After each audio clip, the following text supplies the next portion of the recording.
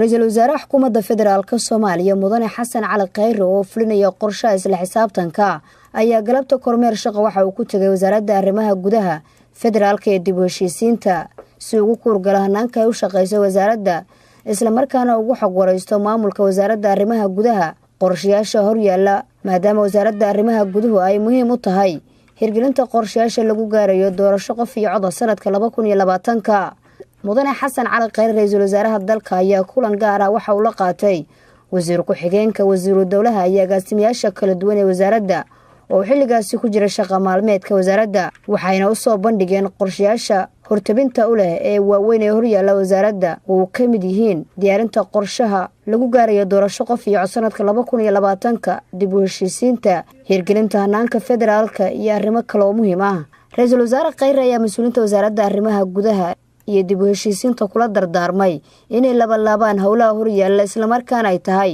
tan jihaynaysa halka uu socdo dalkeenu بالحال الشعب الصومالي iyo siyaasiyiintu inay helaan gogol lagu qaban karo looga shaqeyn karo arrimaha siyaasadda aan ilaa wala soo gaar waqtigiisa markii idinka wasaaraddiina waxaan u imaan waayay maanta ka hor oo haddaad u jeedaan ay tahay inaan maanta idiin imid arbacadana shir noocaas la qaban doono macnaheeda waxay tahay haddaad صدرك دحني ساخر ستان إن الوقت اللي ذيك قاعد دون تقبل الأول.